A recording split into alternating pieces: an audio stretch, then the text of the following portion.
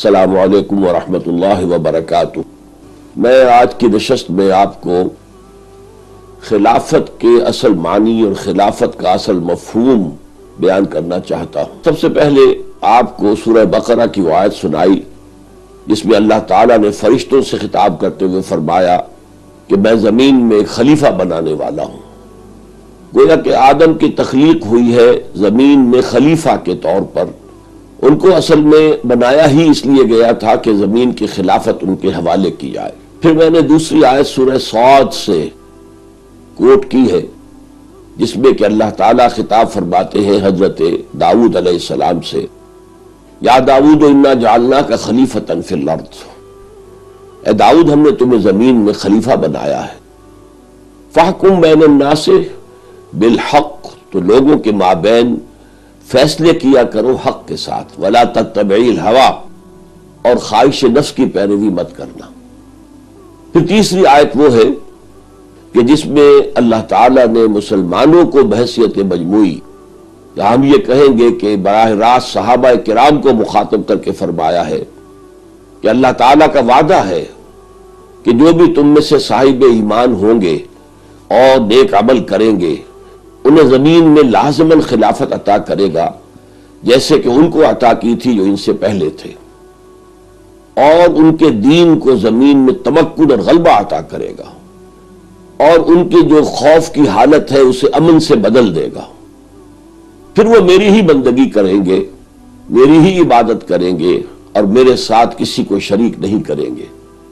اور جو اس کے بعد بھی کفر پر اڑا رہا تو وہ تو بہت ہی ناہنجار اور بہت ہی باغی اور سرکش۔ دیکھیے، خلافت کا مطلب نیابت ہے۔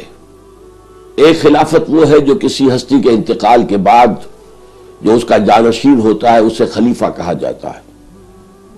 ایک خلافت وہ بھی ہوتی ہے جیسے کہ ہندوستان میں نظام قائم رہا ہے تقریباً 100 برس، کہ حاکم جو تھا یا حاکم جو ہوتی تھی ملکہ وہ انگلستان میں ہوتی تھی، لیکن یہ کہ اس کا ایک خلیفہ، اس کا ایک وائس رائے دہلی میں ہوتا تھا۔ اب خلیفہ کا کام کیا تھا، وائس رائے کا کام کیا تھا، وائس جرنسی، اس کا مفہوم کیا ہے کہ جو حکم بھی ہز میجسٹیز گورنمنٹ سے آئے یا ہر میجسٹیز گورنمنٹ سے آئے اس حکم میں تو وہ کوئی رد و بدل نہیں کر سکتا، اسے تو جو کا تو نافذ کرنا اس کا فرض ہے۔ البتہ جن معاملات میں کوئی حکم جو ہے اصل حاکم کی طرف سے نہیں آیا، بادشاہ یا ملکہ کی جانب سے نہیں آیا، اس میں پھر اس کا کام یہ ہے کہ اپنی بہترین صلاحیتوں کو بروئے کار لا کر اور وہ یہ دیکھے کہ مملکت کے مفاد میں کون سی بات ہوگی، اور اپنے اس اجتہاد کی روح سے وہ کوئی قدم اٹھا سکتا ہے، اس کو اختیار ہے کہ وہ فیصلہ کرے۔ اسینشلی یا بنیادی طور پر صرف یہ خلافت کا مفہوم ہے۔ یہاں یہ خلافت کیا ہے کہ اصل حاکم اللہ ہے، حاکمیت اللہ کے لیے، ان الحکم الا للہ ولا یشرک فی حکمہ احدا، حکم کا اختیار کسی کو نہیں سوائے اللہ کے، اور وہ اپنے اس اختیار میں کسی کو شریک کرنے کو تیار نہیں ہے۔ وہ الملک ہے، وہ بادشاہ حقیقی ہے، الملک القدوس السلام المومن المہیمن العزیز الجبار المتکبر۔ سورہ حشر کے آخر میں 8 اسماء حسنہ کا جو گلدستہ آیا ہے حسین ترین، قرآن مجید میں اتنی تعداد میں اسماء حسنہ کسی اور جگہ جمع نہیں ہوئے، ان میں سب سے پہلے الملک، بادشاہ۔ اسی طرح سورہ جمعہ میں یسبح للہ ما فی السماوات و ما فی الارض الملک القدوس العزیز الحکیم۔ اللہ تعالیٰ کے اسماء میں سے سب سے پہلے الملک، بادشاہ حقیقی وہ ہے۔ البتہ یہ کہ اس نے انسان کو خلافت عطا کی ہے، اس کی معنی کیا ہے؟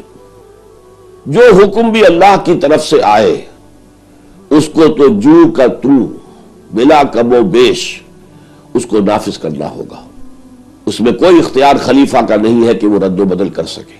البتہ جہاں حاکم حقیقی کا کوئی حکم موجود نہیں ہے یا نہیں آیا ہے، وہاں پر اس خلیفہ کا کام ہے کہ اپنی بہترین ذہنی صلاحیتیں، اپنے سوچنے اور سمجھنے کے جتنے بھی اس کے اندر استعداد ہے اس کو بروئے کار لا کر وہ دیکھے کہ اللہ تعالیٰ کے یہ ہوئے مجموعی نظام کے اعتبار سے کون سا فیصلہ موزوں ترین ہوگا، اس فیصلے کو نافذ کرنے کا اسے اختیار ہے۔ اسینشلی بس اسی شے کا نام خلافت ہے، باقی شکلیں اس کی کیا کیا بنتی رہی ہیں اور کیا بنے گی یہ ایک دوسرا مسئلہ ہے۔ اب میں سب سے پہلے آپ کو بتاتا ہوں کہ خلافت کا ایک دور وہ تھا جب کہ نبوت کا سلسلہ جاری تھا۔ اس دور میں ظاہر ہے کہ نبی ہی خلیفہ ہوتا تھا، اس لیے کہ اس کی گویا کہ ہاٹ لائن اصل حاکم حقیقی کے ساتھ وحی کی ہاٹ لائن جو ہے وہ موجود تھی۔ اس کے پاس براہ راست اللہ کا حکم آتا تھا بذریعہ وحی، وہ اسے نافذ کرتا تھا۔ اور ظاہر بات ہے کہ جہاں اللہ کا حکم نہیں ہوتا تھا تو وہ اپنے اجتہاد سے جو فیصلہ چاہتا تھا کرتا تھا، وہ جس کو مناسب سمجھتا تھا۔ تو جب تک نبوت جاری رہی ہے نبی ہی خلیفہ ہوتے تھے۔ جب نبوت ختم ہو گئی تو اب خلافت جو ہے اسے ہم یہ کہہ سکتے ہیں کہ وہ ایک اجتماعی خلافت کی شکل اختیار کر گئی۔ اب خلافت معمور من اللہ نہیں ہے، اب خلافت مسلمانوں کے باہمی مشورے سے طے ہوگی کہ کس کو خلیفہ بنایا جائے۔ اور یہ خلیفہ جو ہے گویا کہ وہ جو اجتماعی خلافت امت کو دی گئی ہے یہ اس کا نمائندہ ہونے کی حیثیت سے خلیفہ ہوگا۔ اور اس خلافت کا بھی ایک عہد جو ہے سب سے پہلا عہد ضروری وہ خلافت راشدہ ہے۔ اور خلافت راشدہ میں جو بھی ہمیں اصول ہیں جو وہاں ملتے ہیں وہ ہمیں ہمیشہ ہمیش کے لیے اختیار کرنے ہیں، لیکن یہ کہ یہ اچھی طرح سمجھ لیجئے کہ خلافت راشدہ کا عین مین وہی نقشہ ہو بہو اب دنیا میں دوبارہ نہیں آ سکتا، بلکہ ہمیں وہاں سے اصول لینے ہوں گے، سنت رسول سے بھی صلی اللہ علیہ وسلم، اس لیے کہ ان کی بھی حیثیت خلیفہ کی تھی، اور پھر خلافت راشدہ سے ظاہر بات ہے کہ ابو بکر، عمر، عثمان، علی رضی اللہ تعالی عنہم وہ نبی نہیں تھے، وہ صحابہ میں سے تھے، اور انہوں نے مسلمانوں نے باہمی مشورے سے خلیفہ بنایا تھا۔ البتہ چند چیزیں ایسی ہیں خلافت راشدہ کی کہ جو اس کے ساتھ مخصوص ہیں، اب دنیا میں دوبارہ وہ نہیں آ سکتی۔ مثلا نمبر ایک یہ کہ وہ خلافت راشدہ ضمیمہ تھا دور نبوت کا، اب ظاہر ہے نہ کوئی نبی آئے گا اور نہ ہی کوئی دور نبوت کے بعد کوئی دور خلافت آئے گا۔ نمبر دو یہ کہ اس وقت جو لوگ تھے صحابہ کرام، ان کا جو تزکیہ حضور نے فرما دیا تھا صلی اللہ علیہ وسلم، یزکیہم یزکیہم، کتنی مرتبہ قرآن میں آیا ہے، گویا کہ ان کے دل سے دنیا کی ہر آرزو خارج کر دی تھی، کوئی دنیاوی آرزو، کوئی دنیاوی خواہش موجود نہیں تھی، صرف اللہ کے لیے جو کرتے تھے، صرف اللہ کے لیے۔ لہذا ان کا جو درجہ تھا تزکیہ نفس کے اعتبار سے وہ اس قابل تھا کہ ان پر اعتماد کلی کیا جائے، اعتماد مطلق کیا جائے، ان پر چیکس اینڈ بیلنسز کی کوئی خاص ضرورت نہیں تھی۔ لیکن ظاہر بات ہے کہ اب دنیا میں جو بھی نظام آئے گا تو ہمیں ایسے لوگ تو میسر نہیں ہوں گے کہ جن کا تزکیہ حضور نے فرمایا ہو صلی اللہ علیہ وسلم۔ اور جیسا کہ ہمارے اصول ہے کہ الصحابہ کلہم عدول، صحابہ سب کے سب معتبر ہیں اور ان کی روایت جو ہے وہ قابل قبول ہے۔ اس اعتبار سے یہ دور وہ خصوصی شان رکھتا تھا کہ جو دوبارہ اب دنیا میں نہیں آ سکتی۔ تیسرے یہ کہ اس دور میں صحابہ کے مابین ایک درجہ بندی بھی تھی جو اب کبھی نہیں آ سکتی۔ مثلا سب سے پہلے حضور نے جن کو دنیا ہی میں جنت کی ضمانت دے دی تھی وہ عشرہ مبشرہ کہلاتے ہیں، یہ صحابہ میں سب سے اونچے درجے میں ہیں۔ ان عشرہ مبشرہ میں سب سے اوپر ہے خلفائے اربعہ کہ جو اپنے ترتیب خلافت کے مطابق وہ فضیلت رکھتے ہیں۔ افضل ترین حضرت ابو بکر، پھر حضرت عمر، پھر حضرت عثمان، پھر حضرت علی رضی اللہ تعالیٰ عنہ اجمعین، اور پھر جیسے کہ ہمارے جمعوں کے خطابات میں آتا ہے وَعَلَى السِّتَّةِ الْبَاقِيَةِ مِنَ الْعَشَرَةِ الْمُبَشَّرَةِ، یعنی عشرہ مبشرہ میں سے جو باقی 6 رہ گئے، تو یہ ہے سب سے اوپر ٹاپ موسٹ درجے کے صحابہ۔ پھر ایک درجہ ان کا ہے جن کو ہم بدری کہتے ہیں، جو غزوہ بدر میں 313 یا 314 اور ظاہر ہے کہ ان میں سے وہ 10 تو نکل جائیں گے، سوائے حضرت عثمان کے کہ وہ غزوہ بدر میں شریک نہیں تھے، تو 9 تو نکل جائیں گے، باقی جو ہے یہ دوسرے درجے میں آ جائیں گے۔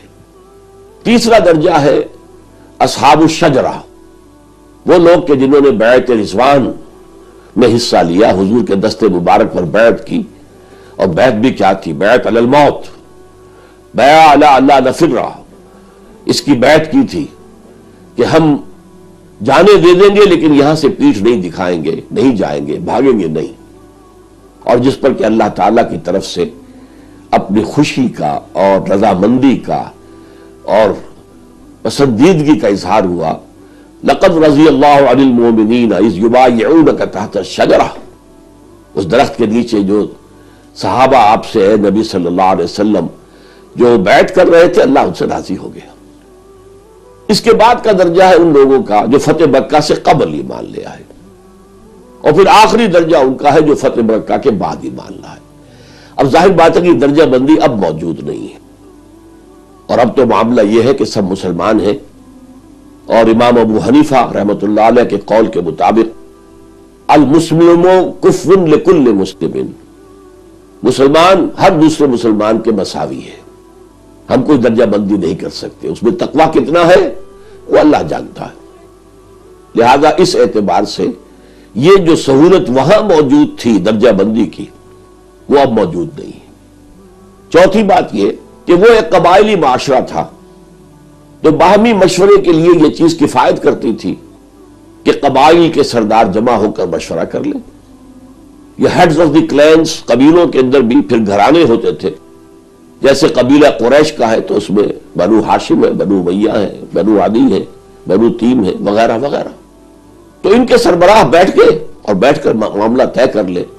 ایک ایک شخص سے رائے لینے کی کوئی حاجت نہیں تھی، اس لیے کہ قبائلی نظام میں قبیلے کا سردار جو بات کہہ دے وہ گویا کہ قبیلے کے ہر شخص کو ماننی ہے، گویا کہ وہ از خود نمائندہ ہے قبیلے کا۔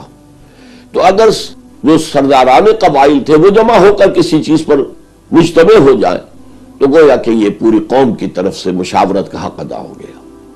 یہ وہ چیزیں ہیں کہ جو خصائص ہیں خلافت راشدہ کے، یہ خصائص دنیا میں اب دوبارہ نہیں آ سکتے، لہذا ہمیں اب جو دنیا کے اندر خلافت کا نظام قائم ہوگا اس میں ظاہر بات ہے کہ بہت سی انتظامی تبدیلیاں کرنی پڑیں گی۔ اصول وہی رہے گا جو میں نے ابتدا میں عرض کیا تھا، اسینشلی خلافت کس چیز کا نام ہے کہ حاکم مطلق اللہ کو مانا جائے، اور اس کا جو حکم آ گیا ہے آج کے دور میں وہ کیا ہوگا؟ کتاب و سنت، اس کو تو نافذ کرنا ہے، جو طے ہے کتاب و سنت سے، اللہ اور اس کے رسول کا جو حکم ہے، جو ان کے فیصلے ہیں، وہ تو واجب التنفیذ ہیں، واجب التعمیل ہیں، انہیں تو نافذ کرنا ہی کرنا ہے، اس میں کوئی کمی بیشی امت کی 100% اکثریت جو ہے وہ بھی نہیں کر سکتی، وہ تو اٹل ہے اپنی جگہ پر۔ البتہ ان کے دائرے کے اندر اندر، کتاب و سنت کے حدود کے اندر اندر، یہ مباحات کا دائرہ ہے، جو چیزیں جائز ہیں ان میں یہ ہے کہ مباحات کے درمیان فیصلہ کیا جا سکتا ہے، اس سے اگر کاؤنٹنگ آف ووٹس کے ذریعے سے کیا جائے تب بھی کوئی حرج نہیں۔ جیسے مثال کے طور پر آپ اگر گھر میں کوئی دعوت کا اہتمام کر رہے ہیں، مہمان آنے ہیں، انہیں فرض کیجئے کہ مسئلہ پیدا ہوتا ہے کہ انہیں مشروب کون سا پیش کیا جائے، تو ایک مشروب تو خارج از بحث ہے، شراب تو پیش نہیں کی جا سکتی، وہ حرام ہے، وہ اللہ کے حکم کی روح سے حرام ہے، وہ تو خارج از بحث ہو گئی۔ البتہ اس کے بعد آپ کوئی 7 اپ دینا چاہیں، یا کوئی آپ شربت روح افزا دینا چاہیں، یا کوئی اور شربت نورس پاکستان میں ہوتا ہے وہ دینا چاہیں، وغیرہ وغیرہ، تو اگر یہ سب چیزیں مباح ہیں تو ان مباحات میں کیا چیز دینی چاہیے اس کا فیصلہ گھر کے افراد اگر اپنی آراء کو شمار کر کے کر لیں، طے کر لیں، تب بھی کوئی حرج نہیں ہے۔ اس اعتبار سے آج کے دور میں خلافت کا نقشہ جو بنے گا، ایک تو خلیفہ باہمی مشاورت سے طے ہوگا، یہ تو وہی ہے جو خلافت راشدہ کا نظام تھا، اور چونکہ وہاں بھی وہ کوئی ایک نظام نہیں رہا ہے، حضرت ابوبکر صدیق رضی اللہ تعالی عنہ کا جو فیصلہ ہوا خلافت کا، وہ ایک ہنگامی کیفیت کے اندر ہوا ہے، کیونکہ بہت بڑا فتنہ جو ہے سر اٹھا رہا تھا کہ انصار مدینہ جو ہے وہ جمع ہو گئے تھے اور وہ فیصلہ کر رہے تھے کہ خلافت ہمارا حق ہے. اور ظاہر بات ہے کہ عرب جو ہے اپنے معمول کے اعتبار سے وہ کسی اور کو قریش کے سوا کسی اور کو سربراہ ماننے کے لیے ذہناً تیار نہیں تھے. اسی لیے حضور نے فرما دیا تھا الائمۃ من قریش. تو اس لیے جلدی سے حضرت ابو بکر حضرت عمر گئے ہیں وہاں جو ثقیفہ بنی سعدہ کے اندر انصار جمع تھے اور وہاں جا کر معاملہ ہوا ہے. حضرت ابو بکر نے وہ حدیث سنائی ہے, اس پر سب لوگ جو ہے مطمئن ہو گئے. جو انصار ہیں انہوں نے اطمینان کیا اور وہاں بیعت ہو گئی.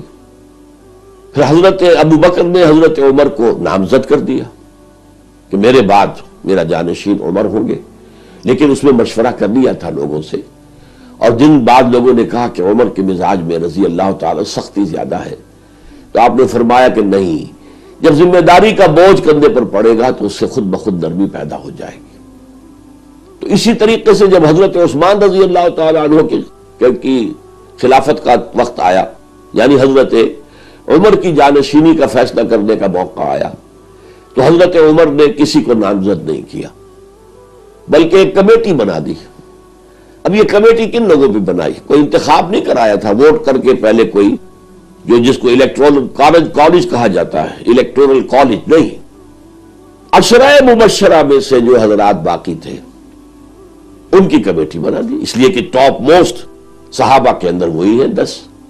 ان میں سے ابو بکر چلے گئے ہیں رضی اللہ تعالیٰ عنہ, ان کا انتقال ہو گیا. حضرت عمر کا انتقال ہو رہا ہے, تو آپ نے بقیہ جو ہے ان پر مشتمل کمیٹی بنا دی. اسی طریقے سے پھر حضرت عثمان کی شہادت کے بعد رضی اللہ تعالیٰ عنہ, چونکہ ہنگامی حالات تھے, بہت ہنگامی حالات, فتنے کی کیفیت تھی جسے الفتنۃ الکبریٰ کہا گیا, بہت بڑا فتنہ, بہت بڑا فتنہ, بہت بڑا فتنہ. لہذا وہاں بھی ہنگامی حیثیت میں اگرچہ نہ حضرت علی تیار تھے خلافت کا منصب قبول کرنے کے لیے, نہ حضرت طلحہ, نہ حضرت زبیر. اب یہی وہ لوگ ہیں جو عشرہ مبشرہ میں سے باقی تھے, لیکن حضرت زبیر نے اور حضرت طلحہ نے صاف انکار کر دیا, ہم کسی صورت بھی خلافت کا بوجھ اٹھانے کو تیار نہیں. لیکن میں سمجھتا ہوں کہ حضرت علی نے مصلحت امت کے پیش نظر, کہ ظاہر بات ہے کہ امت کو بغیر امام کے تو نہیں چھوڑا جا سکتا, ورنہ تو کیوس ہوگا اور ہر طرف جو ہے وہ ایک ہنگامہ ہو جائے گا. لہذا آپ نے وہ منصب قبول کر لیا. تو اس سے معلوم ہوا کہ خلیفہ کا چناؤ ہوگا تو مشورے سے, لیکن مشورے کی کوئی ایک صورت مقرر نہیں ہے. اس کے لیے جو بھی آپ شکل اپنے زمانے کی مناسبت سے اختیار کرے اس کی اجازت ہوگی. اس پہلو سے یوں سمجھ لیجئے کہ دنیا نے جو ترقی کی ہے, اور اس ترقی میں اب ظاہر بات ہے کہ یہ 300-400 سال سے جو ترقی ہوئی ہے وہ یورپ میں ہوئی ہے, اور ہم ان کی پیروی کر رہے ہیں. یہ ترقی دو طرح کی ہوئی ہے, مثلاً ایک وہ ان کی سائنس اور ٹیکنالوجی کی ترقی ہے. بجلی انہوں نے ایجاد کی, ہم استعمال کر رہے ہیں. ہوائی جہاز انہوں نے ایجاد کیے, ہم استعمال کر رہے ہیں. گویا کہ ان کی ایجاد کردہ چیزوں کو ہم استعمال کرتے ہیں. اسی طریقے سے سیاسی نظام کے لیے انہوں نے انسٹیٹیوشنز ڈیولپ کیے ہیں, ادارے بنائے ہیں. تو یہ ادارے جو ہے یہ در حقیقت انسان کے عمرانی ارتقاء کا حاصل ہے. ہمیں اصول لینے ہوں گے دور نبوت اور دور خلافت راشدہ سے, لیکن ان اصولوں کو اپلائی کرنے کے لیے, روب کار لانے کے لیے, روب عمل لانے کے لیے انسٹیٹیوشنز اور ادارے یہ ہمیں مغرب سے لینے ہوں گے. جیسے ہم کہتے ہیں ایئر کرافٹ, اب ایئر کرافٹ انہوں نے بنایا ہے. ایئر کرافٹ ایک پورا مشینری ہے, ایک بہت بڑی, کتنے پرزے اس کے اندر ہیں, ان پرزوں کا آپس میں کیا ربط ہے. ایک پرزہ خراب ہو جائے تو پوری مشینری جو ہے اس کا کام بند ہو سکتا ہے. تو ایئر کرافٹ ظاہر بات ہے کہ یہ اسی طرح اسٹیٹ کرافٹ, آج ریاست کی تشکیل جو ہے اور ریاست کے عناصر ترکیبی جو ہیں یہ بھی ایک بہت بڑی سائنس ہے, بہت بڑا علم ہے, دی پولیٹیکل سائنس. اس پولیٹیکل سائنس میں جو انسٹیٹیوشن ڈیولپ کیے گئے وہ ہم اختیار کریں گے, الا یہ کہ ان میں سے کوئی شے کتاب و سنت سے ٹکراتی ہو. اگر کتاب و سنت کے منافی ہے تو ہم رد کر دیں گے. لیکن اگر وہ ادارے ان میں سے کوئی شے جو ہے ان اداروں میں سے جو بھی کتاب و سنت کے مباحات کے دائرے میں آ جائیں انہیں ہم اختیار کر لیں گے. جیسے کتاب و سنت نے یہ طے نہیں کیا ہے، کہیں حکم نہیں دیا ہے کہ آپ پارلیمانی نظام بنائیں یا صدارتی نظام بنائیں، آپ کو اختیار ہے. مباح کا معاملہ ہے، عوامی رائے لے لیجئے، جو نظام ان کو پسند ہو لے لیجئے. حالانکہ اپنی جگہ پر یہ بات حقیقت ہے کہ صدارتی نظام خلافت سے قریب تر ہے. جیسے وہاں اختیار مرتکز تھا ایک شخص کے اندر، ابو بکر ہے، عمر ہے، عثمان ہے، علی ہے رضی اللہ تعالی عنہم اجمعین، اسی طریقے سے موجودہ دنیا میں جو نظام ہائے ریاست ہے ان میں جو صدر ہوتا ہے امریکہ کا، اس کے ہاتھ میں جو اختیارات ہیں ان کا ایک بڑا ارتکاز ہے. اس پہلو سے مشابہت ہے، لیکن یہ لازم نہیں ہے، یہ آپ کے اپنے اختیار میں ہے. اسی طریقے سے ایک یونٹری سٹیٹ ہوتی ہے، بس پورے ملک کو ایک ہی صوبوں میں تقسیم نہیں کیا گیا، سٹیٹس میں تقسیم نہیں کیا گیا، ایک ہی اسمبلی ہے اور وہ اسمبلی ہے، ان پر صدر ہے. اس کا یہ نظام بھی اسلام میں اختیار کیا جا سکتا ہے. مسلمان ملکوں میں سے آج کل آپ کو معلوم ہے بنگلہ دیش، وہ بھی ایک یونٹری ہے، اس میں کوئی صوبے نہیں ہے. اسی طریقے سے ایران، وہ بھی یونٹری ہے، کوئی صوبے نہیں ہے، کوئی صوبائی اسمبلیاں نہیں ہے.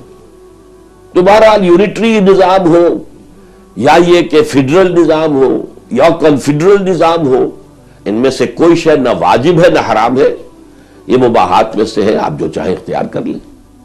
تو گویا کہ آج کا جو خلافت کا نظام بنے گا وہ اس اصول پر بنے گا کہ اصول ہم لیں گے فنڈامنٹلز فرام خلافت راشدہ، لیکن ان کی اپلیکیشن کے لیے جو عہد حاضر میں جو ادارے ڈیولپ کیے گئے، جو انسٹیٹیوشن ڈیولپ کیے گئے ہیں، ان میں سے جو چیز اسلام کے خلاف نہیں ہوگی اسے ہم اختیار کر لیں گے.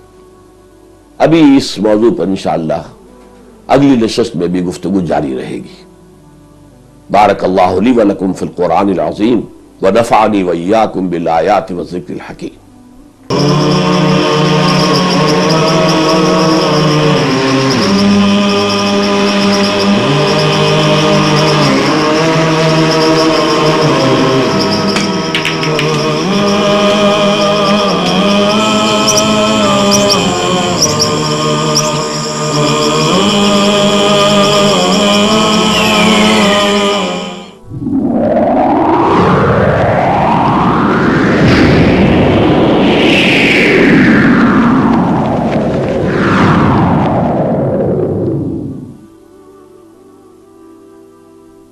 نحمده ونصلي على رسوله الكريم.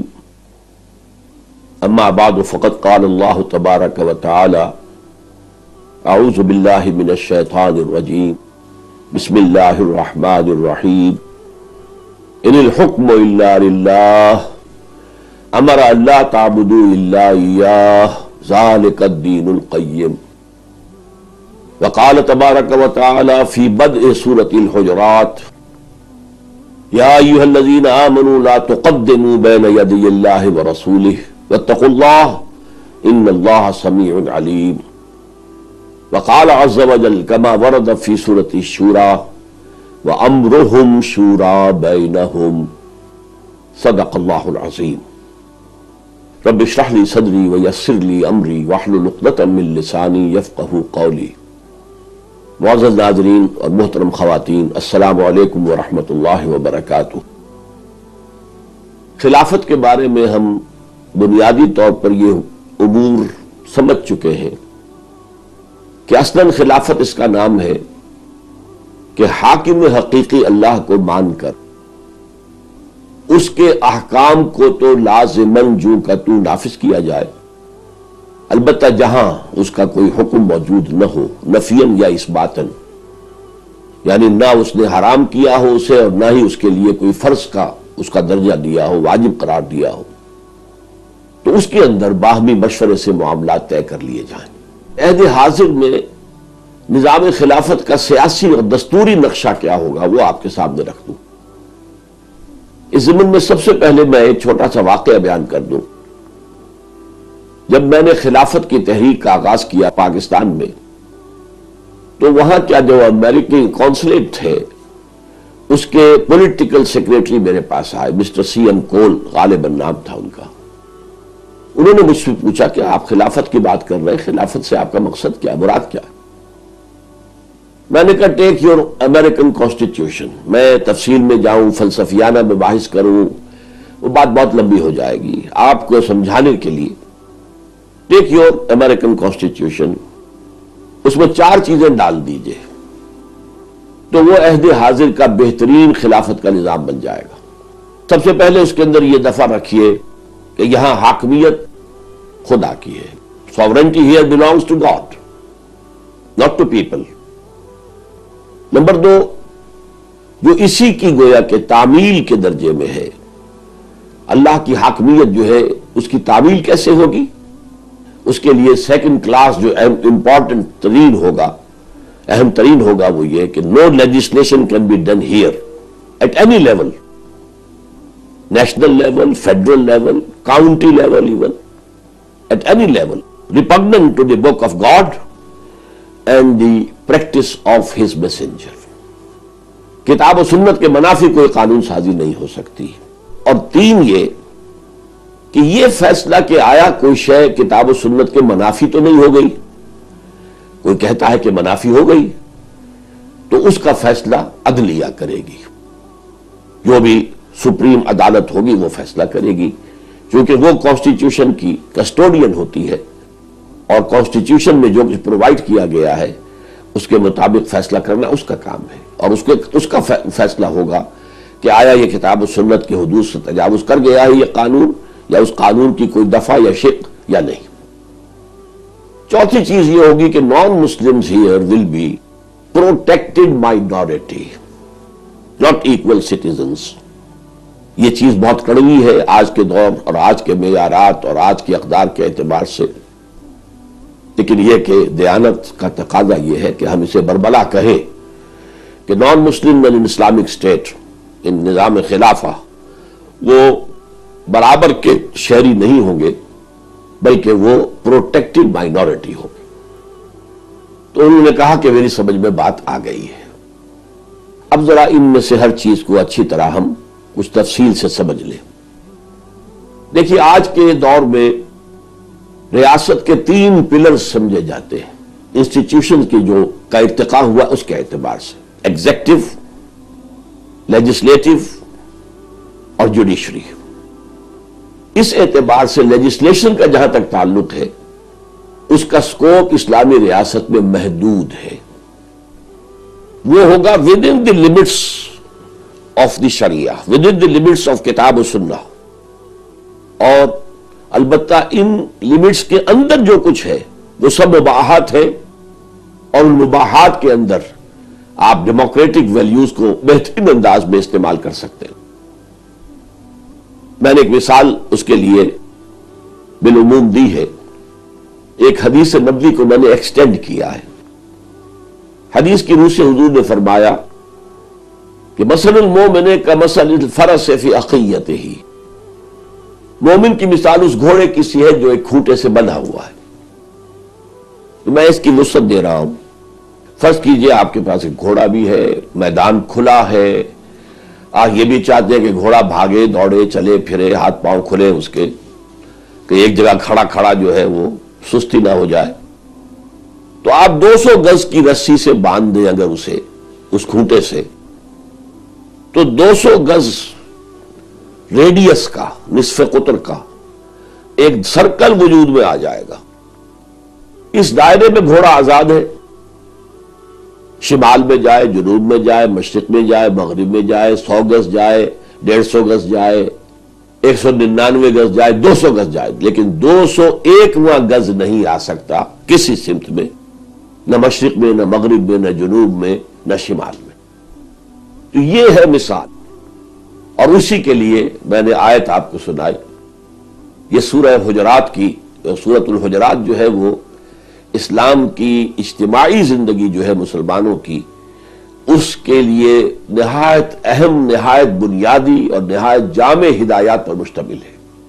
ملی زندگی اور سیاسی زندگی، یا آج کی اصطلاح میں قومی زندگی کہہ لیجئے. چنانچہ اس کے اندر پہلی آیت کیا ہے؟ یا ایھا الذین آمنوا لا تقدموا بین یدی اللہ ورسولہ واتقوا اللہ ان اللہ سمیع علیم۔ اے ایمان کے دعوے دارو، اللہ اور اس کے رسول سے آگے مت بڑھو اور اللہ کا تقوی اختیار کرو۔ اللہ تعالیٰ سب کچھ سننے والا، سب کچھ جاننے والا ہے۔ یعنی اللہ اس کے رسول سے آگے نکل جانا، اس کی حدود ہے۔ اللہ نے حدود معین کر دی، جنہیں ہم حدود اللہ کہتے ہیں۔ ان حدود اللہ سے تجاوز نہ ہو۔ قرآن مجید میں کہیں تو یہ کہا جاتا ہے وَمَن يَتَعَدَّ حُدُودَ اللَّهِ فَأُولَٰئِكَ هُمُ الظَّالِمُونَ، جو حدود اللہ سے تجاوز کر جائے وہ تو ظالم لوگ ہیں۔ لیکن کہیں احتیاط کے طور پر فرمایا جاتا ہے تِلْكَ حُدُودُ اللَّهِ فَلَا تَقْرَبُوهَا، دیکھو یہ اللہ کی حدود ہے، ان کے قریب مت جاؤ، حدود اللہ سے تجاوز نہ کرو۔ باقی اس دائرے کے اندر جو میں نے عرض کیا تھا کہ 200 گز نصف قطر کا جو دائرہ وجود میں آیا ہے، اس کے اندر جو کچھ ہے وہ مباح ہے۔ اور یہ بات نوٹ کر لیجئے کہ مباحات کا دائرہ اسلام میں بہت وسیع ہے، اور اسلام میں اصول یہ ہے ہر وہ شے مباح ہے جس کی حرمت ثابت نہ ہو۔ یہ نہیں ہے کہ ہر وہ شے حرام ہے جس کا حلال ہونا ثابت نہ ہو۔ اگر یہ دوسری بات ہوتی کہ ہر وہ شے حرام ہے جس کا حلال ہونا ثابت نہ ہو تو پھر حلال چیزوں کا دائرہ محدود ہو جاتا۔ لیکن یہاں اصول کیا؟ ہر وہ شے جائز ہے، حلال ہے، مباح ہے، جس کی حرمت ثابت نہیں ہوتی، تو وہ دائرہ بہت وسیع ہو گیا۔ جیسے میں نے کہا کہ آج کے عہد میں ریاست کے جو مختلف سٹرکچرز ہیں یہ سب کے سب مباحات میں داخل ہیں۔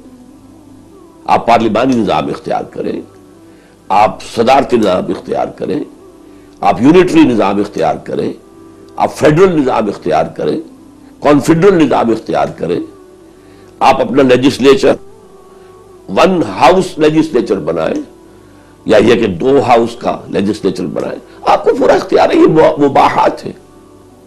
اگر اسٹیٹ آپ نے علیحدہ کرنی ہے اپنی ریاست کے اندر، اسٹیٹ سے یا صوبے ہیں، تو صوبوں کے درمیان اور مرکز کے درمیان اختیارات کی کیا تقسیم ہوگی یہ آپ کے ڈسپوزل پر ہے۔ You can decide it. اس کے اندر کوئی شے جو ہے وہ نہ تو قرآن نے لاگو کی ہے لازماً ایسا کرو، نہ کسی شے کو حرام کیا۔ اسی طریقے سے بجٹ کا معاملہ ہوتا ہے، دین نے اس کے اوپر جو ہے کوئی پابندیاں نہیں لگائی ہیں۔ حرام شے تو نہیں ہوگی، سود کا کوئی معاملہ اس میں نہیں آئے گا، جوئے کا کوئی معاملہ اس میں نہیں آئے گا، لیکن باقی یہ کہ حلال کے دائرے کے اندر جو بھی آمدنی ہو رہی ہے ریاست کی، اس کی ایلوکیشن کیا ہوگی، ہم ایجوکیشن کو کتنا حصہ دیں گے اور ہیلتھ کو کتنا حصہ دیں گے وغیرہ وغیرہ، یہ آپ میوچول کنسلٹیشن سے، یعنی یوں سمجھیے کہ اس دائرے کے اندر ڈیموکریسی کی بہترین ویلیوز، ہائیسٹ ویلیوز کو انسان اختیار کر سکتا ہے، لیکن within the limits of the شریعہ۔ جو چیزیں کتاب و سنت سے طے شدہ ہیں اس میں 100% لوگ بھی کوئی تبدیلی نہیں کر سکتے۔ اور یہ جو مباحات ہیں ان کے بارے میں سورہ شورى کی آیت کا ایک ٹکڑا میں نے آپ کو سنایا، امرہم شورى بینہم، یعنی یہ جو دائرہ ہے کتاب و سنت سے جو قائم ہو گیا ہے یہ تو امر اللہ ہے، اس میں کوئی تبدیلی نہیں ہو سکتی۔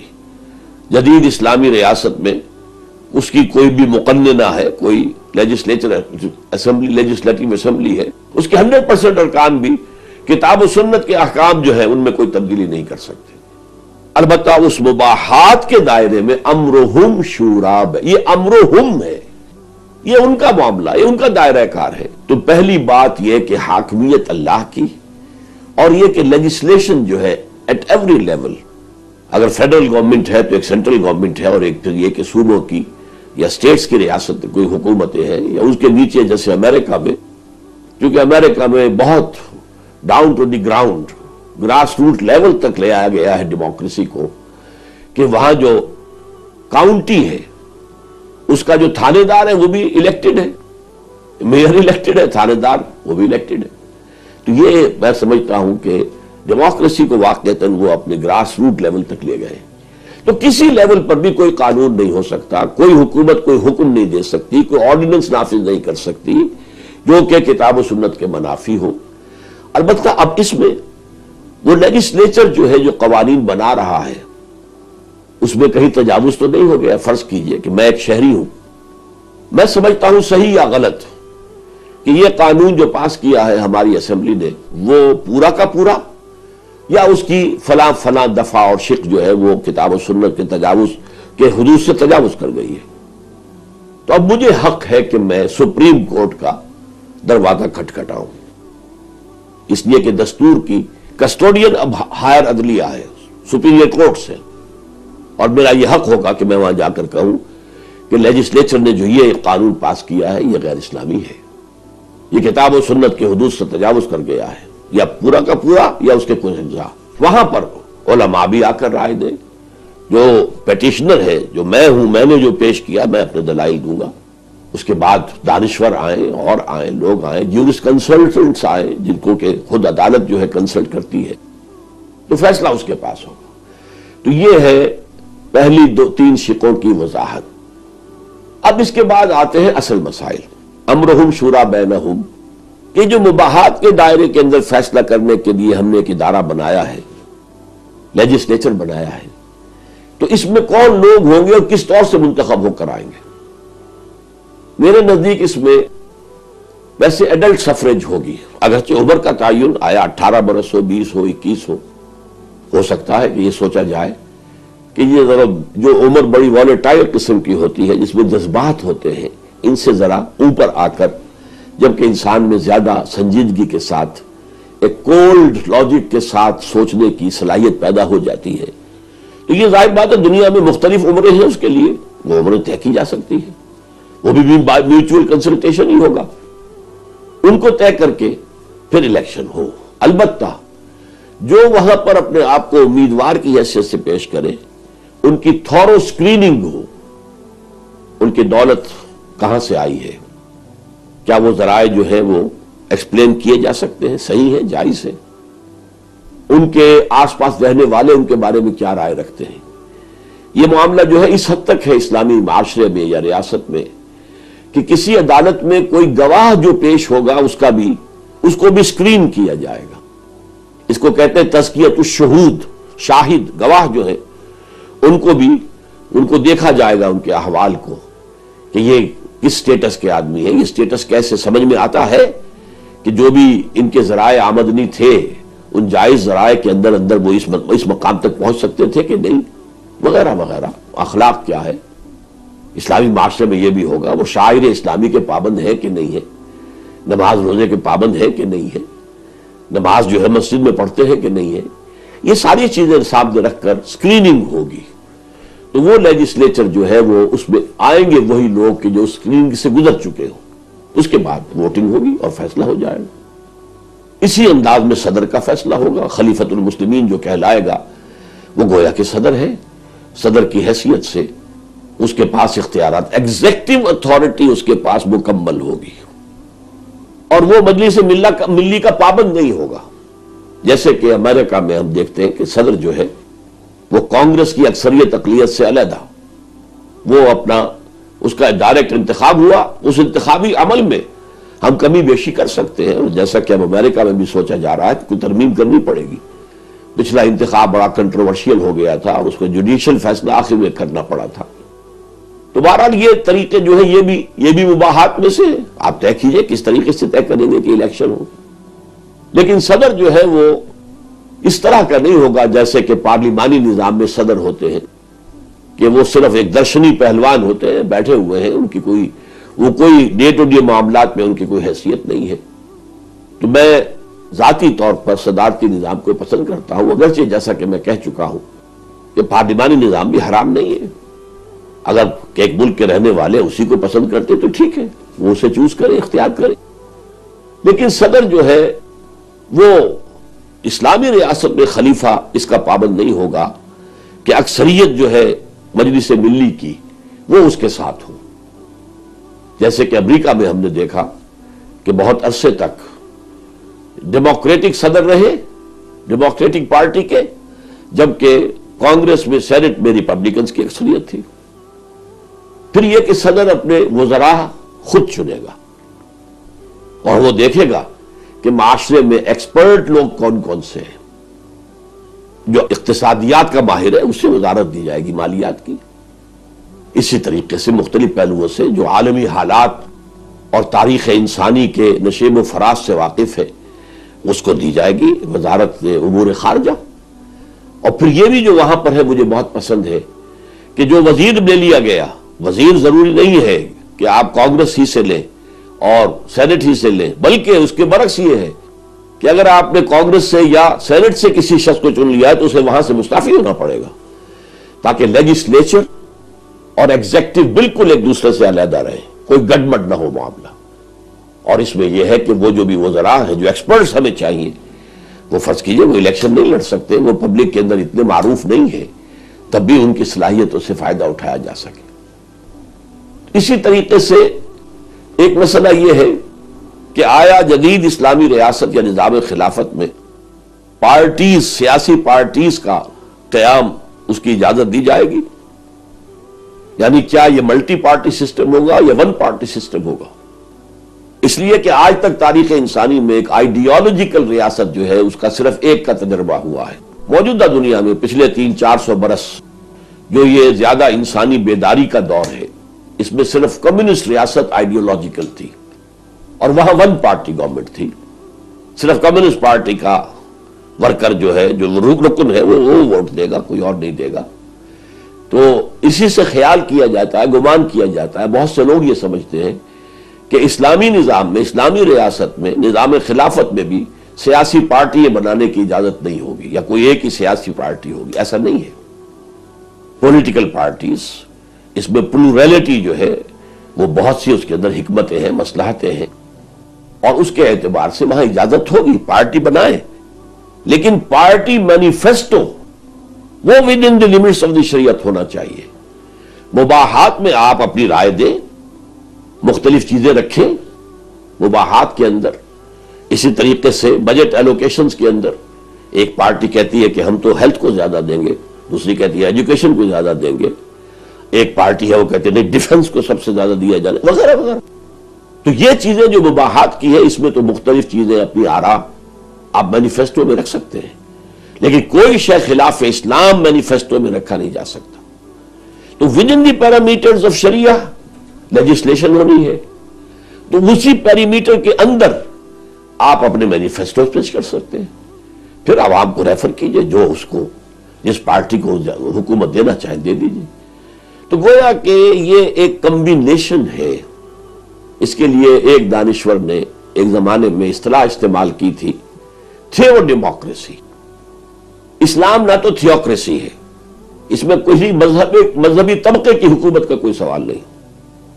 یہاں کوئی پوپ نہیں ہے، یہاں کوئی نہ پاپائیت ہے نہ برہمنیت ہے، نہیں، کچھ نہیں. المسلم کفر لکل مسلم، تمام مسلمان آپس میں برابر ہیں.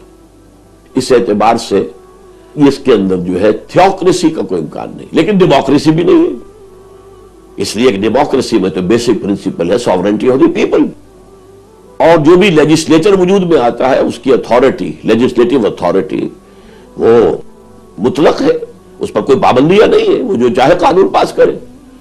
وہ ہومو سیکشولیٹی کو جائز قرار دے دے تو اس کا اختیار ہے. اسی طریقے سے وہ ہومو سیکشول میرجز کو اگر جائز قرار دے اس کا اختیار ہے. شراب کو بین کرنا چاہے اس کا اختیار ہے، اس کی اجازت دینا چاہے اس کو اختیار ہے. زنا میں وہ اگر سزا دینا نہیں چاہتا ہے تو نہ دے، ان کا اختیار مطلق ہے. وہ کسی اور کے پابند نہیں ہے، وہ کسی شریعت کے تابع نہیں ہے. اس اعتبار سے یہ ڈیموکریسی بھی نہیں ہے، تھیوکریسی بھی نہیں ہے.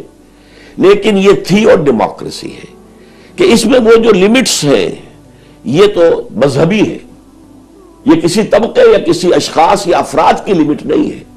یہ وہ لمٹس ہے جو اللہ اور اس کے رسول کی طرف سے عائد ہو گئی. یہ گویا کہ اصولی چیزیں ہیں، ان کا شخصیات سے کوئی تعلق نہیں. وہ کتاب و سنت کی دائرے کے اندر یہ تھیو ایلیمنٹ ہو گیا، وہ دائرہ جس کی مثال میں نے آپ کو بتائی تھی. دس از دی تھیو ایلیمنٹ آف اسلامک اسٹیٹ اور نظام خلافت. اور اس کے اندر جو کچھ ہے وہ میں پہلے بھی عرض کر چکا ہوں کہ بہترین اعلیٰ ترین اقدار جو ہو سکتی ہے ڈیموکریسی کی، وہ آپ ان کو اختیار کیجئے. It becomes a theo democratic state. اور اس کی بنیاد کیا ہے؟